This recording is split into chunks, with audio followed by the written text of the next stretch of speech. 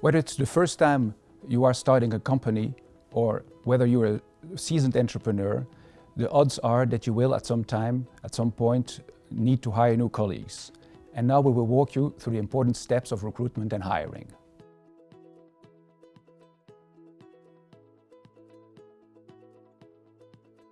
When you look at a profile, the challenge is to decide what is more important, hard or soft skills. The former, the hard skills, are easier to define and evaluate. The soft skills are in the long run more important because your success depends more on personal engagement, attitude and motivation. A person with the right personality and attitude will learn, will contribute, will find him or herself a place in the organization and ultimately add value. One of the common mistakes is that we tend to recruit clones. And this is human nature, where we tend to want to recruit people very much like ourselves. Bringing in diversity is extremely important. And I recommend startup companies to create a diversity matrix from culture to gender to decision making to communication, etc. I think that is going to be really powerful.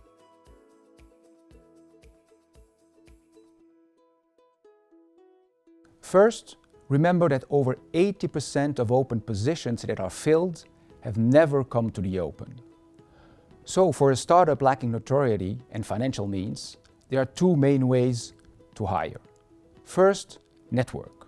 Talk to your first circle and second circle of friends, of colleagues, of former colleagues, of family. Just get the word out there. Secondly, make yourself visible on social networks. Publish. Target the sources where your next employees are coming from. And remember again, it's time consuming. The hardest thing to do in a startup is to find the right people to grow with you.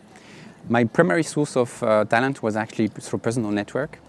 It was about talking to friends, CTI coach, former alumni, to really try to get the right people coming on board. We looked for talent basically on site here at the EPFL, and we are lucky obviously to have a good pool of talented engineers, so that's what we did as a first step. We also did find some talent from further away, like France, for example. We just used a headhunter, I think, a couple of times, so it's mostly via the network and people that we knew already. What I'm using, I'm getting CVs, maybe monthly, maybe one or something like that. And over the year, I'm collecting that CVs. And sometimes I'm going through, and it happened two times.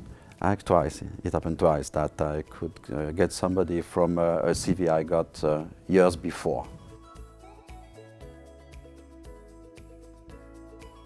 When interviewing potential colleagues, there is one thing you must remember. Past performance is indicative of future performance. So drill the candidate on what he or she has done in the past. If it's someone with little experience, any extracurricular activity will give you precious indications on the person's leadership skills, initiative, persistence and agility. Consequently, make sure the interviewee speaks more than you do. The interview process at Abionic is also based on 3 pillars. The first one, we want to judge the candidate about his competencies.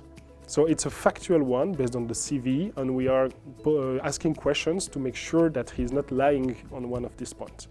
Second one, it's about the team to accept the candidate. And in this case, soft skills are extremely important. And the last point is about the happiness of the candidate joining our team. So it's more about the environment of the company, about the colleagues, about how he can feel with the job description.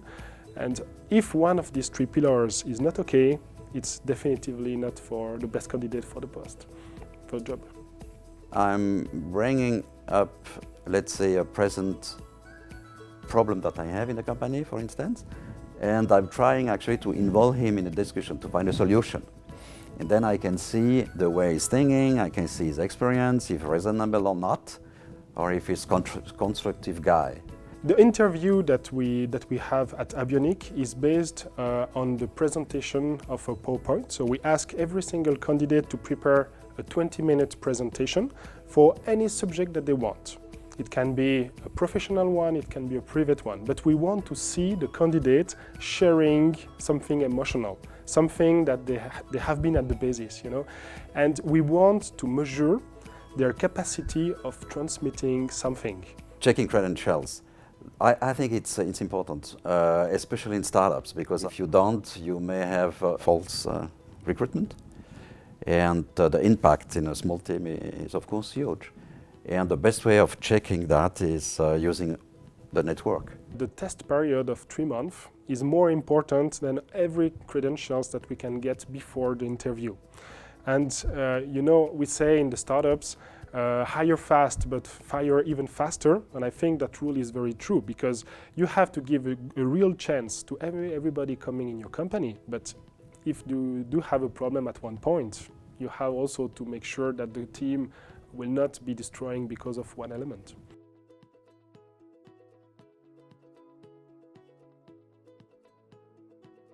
When deciding in the end whom to hire, bring down the decision-making process as low as possible in the organization.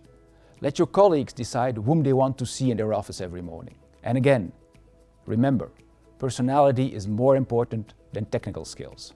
During the interview, we always have the human resource leader. We have always the direct line manager, and we have always one colleague or future colleague of the candidate. Because they are the 3 people that can decide if it's a go or a no-go at the end of the interview. If we have one of these people saying it's no-go for me, then we are not taking the decision to hire that candidate. If all 3 are okay, then we let the chance of the candidate to start, and that's during the test period of 3 months that we are going to decide definitively if the candidate was the right one or not.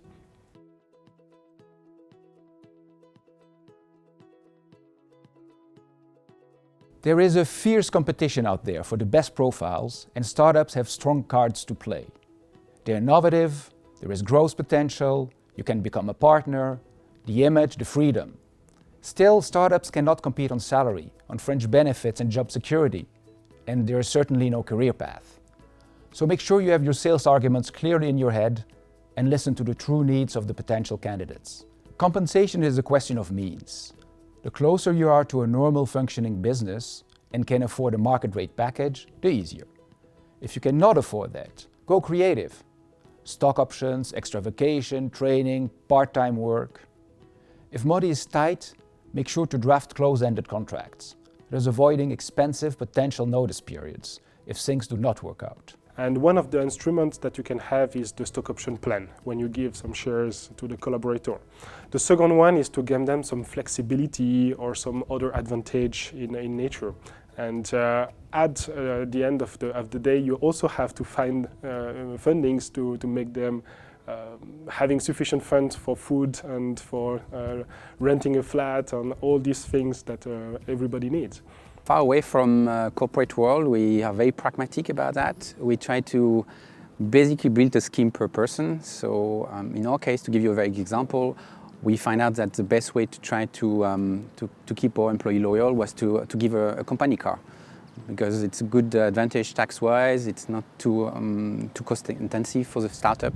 So we really adapt, and we are very flexible on what could be done to actually reward our employees the best way.